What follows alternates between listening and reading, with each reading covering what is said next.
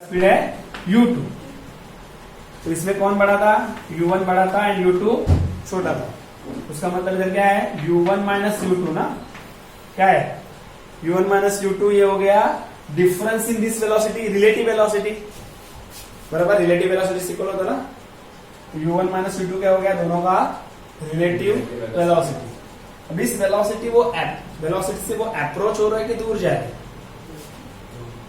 अरे ये वेलोसिटी ज्यादा है ना, ये वेलोसिटी कम है, ये दोनों दूर जाएंगे कि नजदीक आएंगे? इमेजिन करो ना, ये जा रहा है स्लोली स्लोली और ये पीछे से आ रहा है। अभी आप चल रहे हो स्लोली और आपका फ्रेंड भागते भागते आपके पास आ रहा है, तो अप्रोच है कि सेपरेशन है? अप्रोच। तो ये जो दोनों में के बीच में जो सेपरेट, ये जो डिफरेंस है वो अप्रोच का डिफरेंस है कि सेपरेशन का डिफरेंस है? अप्रोच का डिफरेंस है ना। It's a relative velocity of approach. इसको क्या बोलेंगे?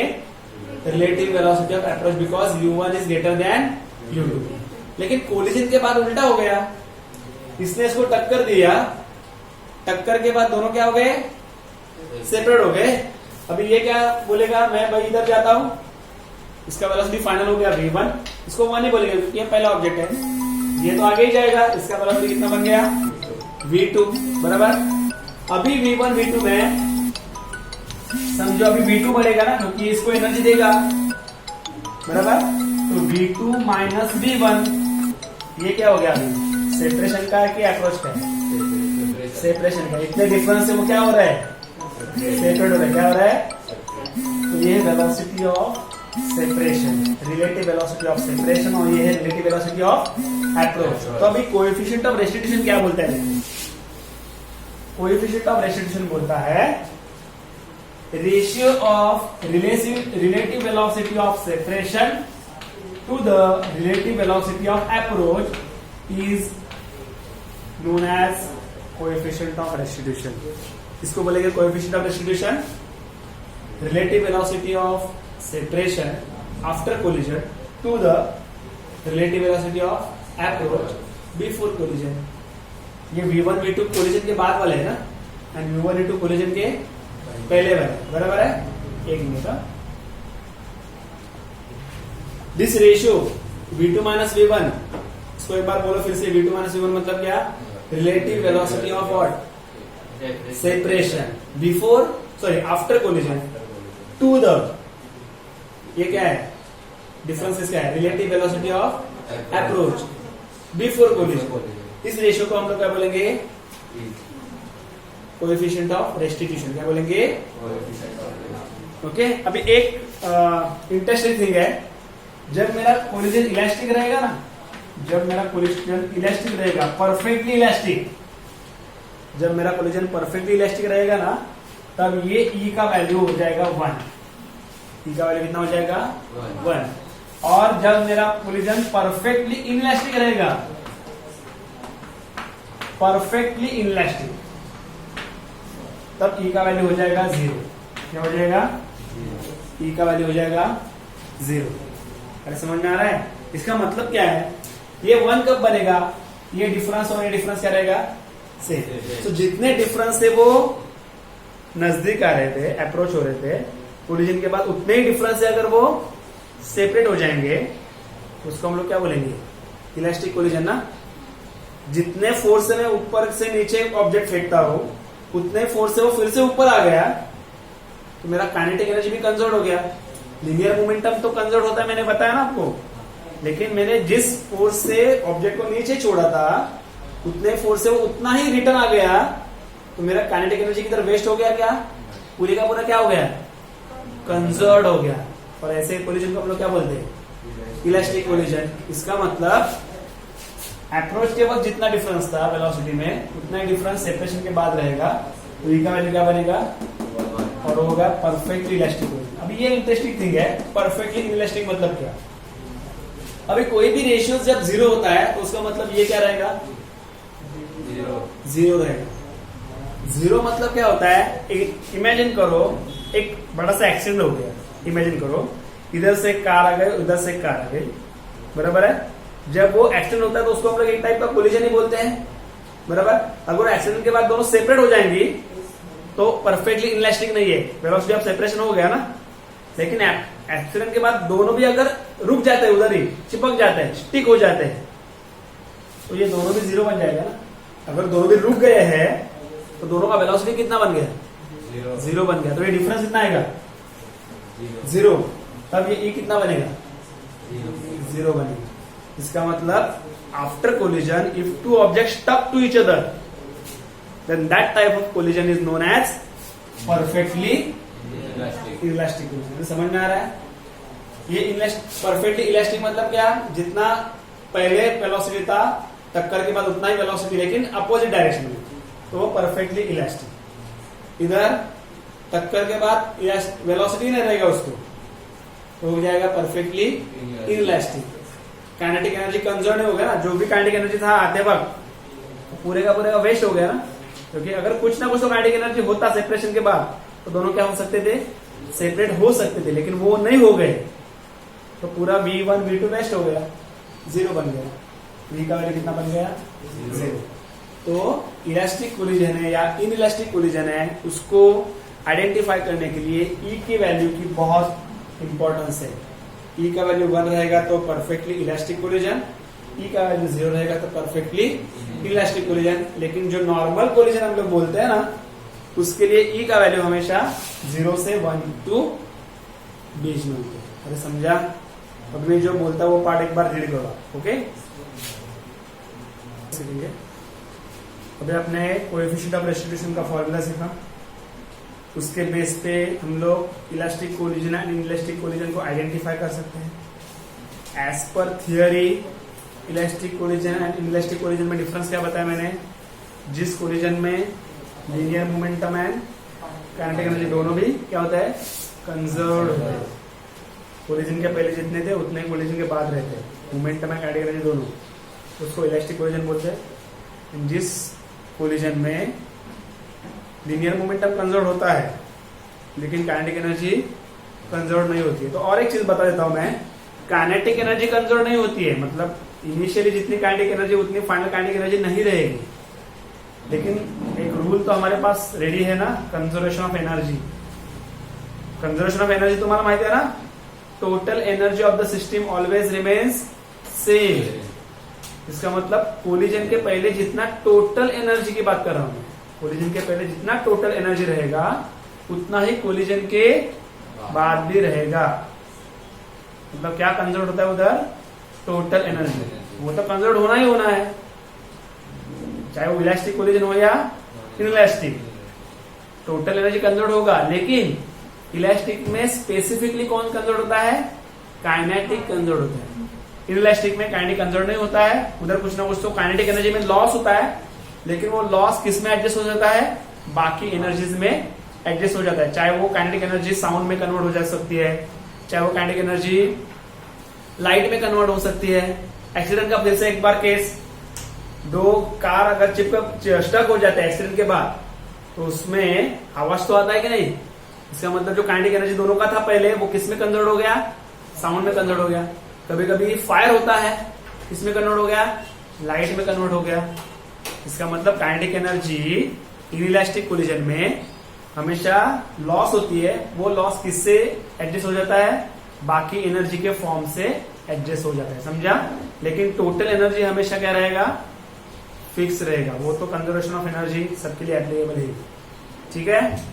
अभी हम लोग आगे का पार्ट सीखेंगे आज, वो है expression for final velocity after collision. बहुत इंपॉर्टेंट फॉर्मूला है ये, expression for final velocities after collision. ये हम लोग कोलिजन देख रहे हैं, वो नॉर्मली हम लोग कितने सिस्टम का देख रहे हैं? दो ऑब्जेक्ट के सिस्टम का। ऑब्जेक्ट 1 को मैंने m1 मास माना है उसका, ऑब्जेक्ट 2 का मास क्या माना है? m2। दोनों ऑब्जेक्ट का इनिशियली, अभी इनिशियली मतलब किसके रिस्पेक्ट टू इनिशियल बोल रहा हूं मैं? कोलिजन से पहले, उसका मतलब इनिशियली दोनों ऑब्जेक्ट का वेलोसिटी, एक का समझो u1 है, दूसरे का है u2। अभी कोलिजन के बाद पहले का वेलोसिटी v1 बन गया, दूसरे का वेलोसिटी क्या बन गया? v2। अभी ये जो वेलोसिटी है उनका फॉर्मूला हम लोग को रेडी करना है इन टर्म्स ऑफ, मतलब किसके फॉर्मेट में? m1 m2 u1 u2। इन चारों टर्म्स के फॉर्म में V1 एंड V2 का फॉर्मूला रेडी करना है। समझ लो मैं क्या बोल रहा हूँ। क्या मुझे डिराइव करना है, अभी क्या फॉर्मूला लिखना है, कोलिजन के बाद दोनों ऑब्जेक्ट का फाइनल वेलोसिटी, क्या क्या है नाम उसका, एक का नाम है दूसरे का नाम है, इन दोनों के वेलोसिटी का फॉर्मूला रेडी करना है। लेकिन उस फॉर्मूले में कितने टर्म्स होने चाहिए, 4 टर्म्स। कौन से, पहले ऑब्जेक्ट का मास, दूसरे ऑब्जेक्ट का मास, पहले ऑब्जेक्ट का इनिशियल वेलोसिटी, दूसरे ऑब्जेक्ट का। अभी वो याद रखने के लिए सिंपल है, वो फॉर्मूला देखो क्या क्या है। Please see here, V1 V2 लिखने का तरीका कैसे, याद रखने का तरीका कैसे, दोनों ब्रैकेट प्लस इधर एक जगह थोड़ा सा, इधर भी एक ब्रैकेट, इधर भी एक ब्रैकेट। याद रखने का तरीका, फॉर्मूला थोड़ा बड़ा है लेकिन याद रखेंगे तो इजी है। V1 V2 लिखा, 2 ब्रैकेट के, दोनों ब्रैकेट के अंदर एक एक लाइन ड्रॉ करो, दोनों जगह लिखो M1 plus M2, M1 plus M2, इधर भी क्या आएगा M1 plus M2, M1 plus M2, इधर U1 लिखो, इधर U2 लिखो, इधर U1 लिखो, इधर U2 लिखो। अभी मुझे बताओ, मैंने आपको कुछ डिफरेंस बताया, दोनों भी सेम लग रहे हैं, कुछ भी डिफरेंस नहीं है ना। V1 V2, M1 plus M2, M1 plus M2, U1 U1, U2 U2, इधर 2 लिखना है, इधर भी 2 लिखना है। अभी डिफरेंस चालू हो जाएगा, अभी डिफरेंस चालू हो जाएगा। जब इधर V1 लिखेंगे ना, तब इधर लिखेंगे M2, जब इधर V2 लिखेंगे ना, तब इधर लिखेंगे M1। ठीक है, जब इधर V1 है तब इधर आएगा M1 माइनस M2, और जब इधर V2 है इधर आएगा M2 माइनस M1। हो गया, समझा क्या डिफरेंस था, खाली ये टर्म में डिफरेंस है, बाकी सब फॉर्मूला क्या है, सेम। सेम पार्ट क्या क्या है, M1 plus M2, M1 plus M2, M1 plus M2, M1 plus M2, U1 U2, U1 U2, 2 और 2, ये कॉमन है। डिफरेंस क्या है, कैसे याद रखने का, जब इधर V1 रहेगा तब इधर M2, जब इधर V2 रहेगा तब इधर M1, जब इधर V1 रहेगा तो M1 माइनस M2, और जब इधर V2 रहेगा तब M2 माइनस M1। ठीक है, उसी तरीके से आप कॉपी डाउन करो, ऐसे कॉपी डाउन मत करो, जैसे मैंने लिखने को सिखाया उसी तरीके से आप आपके नोटबुक में लिखो।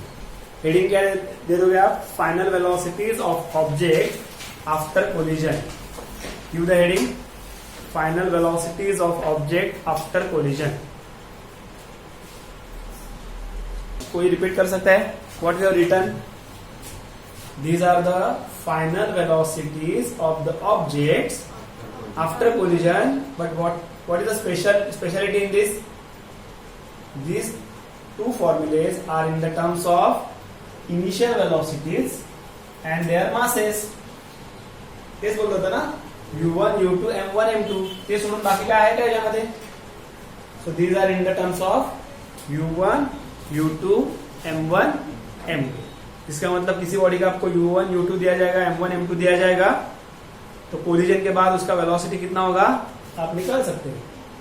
ये पहले बॉडी का वेलोसिटी याद रखो, क्या है याद रखो, ये क्या है, पहले बॉडी का वेलोसिटी, लेकिन कब का, कोलिजन के बाद। ये क्या है, दूसरे बॉडी का वेलोसिटी, लेकिन कौन सा, कोलिजन के बाद। ये क्या है, पहले बॉडी का इनिशियल वेलोसिटी। ये क्या है, दूसरे ऑब्जेक्ट या बॉडी का इनिशियल वेलोसिटी, मतलब कोलिजन के पहले। M1 क्या है, पहले ऑब्जेक्ट का मास, M2 क्या है, दूसरे ऑब्जेक्ट का मास। ये सब याद रखो, फिर आपको न्यूमेरिकल्स होने दो या थियरी होने दो, आप इजीली लिख सकते हो। क्लियर है, तो ठीक है, हमारा लेक्चर आज इधर हम लोग स्टॉप कर रहे हैं। स्टार्ट हम लोग ने किया था किससे, work done by variable force से। उसका फॉर्मूला क्या आया था, W is equal to integration of FdS limit from S1 to S2। मतलब पहले हम लोगों ने यहाँ सीखा था work done by variable force, उसका फॉर्मूला था W is equal to integration of F dot DS S1 to S2। उसके बाद वर्क एनर्जी थ्योरम सीखा, उसमें क्या सीखा, चेंज इन काइनेटिक एनर्जी, मतलब delta KE is equal to what, work done, ये सीखा बराबर। उसके बाद हम लोगों ने क्या सीखा, कोलिजन मतलब क्या सीखा, कोलिजन में दो तरीके, इलास्टिक एंड इनइलास्टिक। वो एक्सप्लेन करने के लिए हम लोग ने एक बेस सीखा, वो है कंजर्वेशन ऑफ लीनियर मोमेंटम। मतलब किसी भी बॉडी का कोलिजन के पहले जितना मोमेंटम है, बॉडी का नहीं पूरे सिस्टम का, कोलिजन के बाद में उसका क्या रहेगा, लीनियर मोमेंटम सेम रहेगा। लेकिन कब, कंडीशन क्या है, ड्यूरिंग कोलिजन बाहर का कुछ फोर्स उस पर काम नहीं करना चाहिए। If external force is not acting on system of bodies, then the linear momentum of the system before collision is equal to what, linear momentum of the system after collision. यह है conservation of linear momentum. Condition क्या है, बाहर का कोई भी external force पे काम नहीं करना चाहिए, तब ही वो initial linear momentum and final linear momentum क्या रहेगा, सेम रहेगा। फिर हम लोगों ने सीखा कि इलास्टिक एंड इनइलास्टिक में डिफरेंस क्या है। लीनियर मोमेंटम दोनों जगह कंजर्व होता है, लेकिन इलास्टिक में काइनेटिक एनर्जी कंजर्व होता है, इनइलास्टिक में काइनेटिक एनर्जी का लॉस होता है, बराबर। फिर हम लोगों ने कोएफिशिएंट ऑफ रेस्टिट्यूशन सीखा, उसका फॉर्मूला डिराइव नहीं किया, उसका फॉर्मूला सीखा हम लोगों ने, उसमें क्या क्या टर्म्स है। फिर उसका वैल्यू 1 कब रहेगा, उसका वैल्यू 0 कब रहेगा, वो सीखा। और बाकी कोलिजन के लिए उसका वैल्यू 0 to 1 के बीच में रहता है। और फाइनली क्या सीखा, expression for final velocities of the object after collision in terms of m1, m2, u1, u2। Clear है। आपको होमवर्क क्या है, जो आज आपने लिखा है ना वही फिर से एक बार लिखना है। जब आप लिखने जाओगे तब मैं जो बोल रहा हूँ वो आपको फिर रिवाइज हो जाएगा, रिकरेक्ट हो जाएगा। ये होमवर्क आपका कल चेक किया जाएगा। क्लियर है, ठीक है।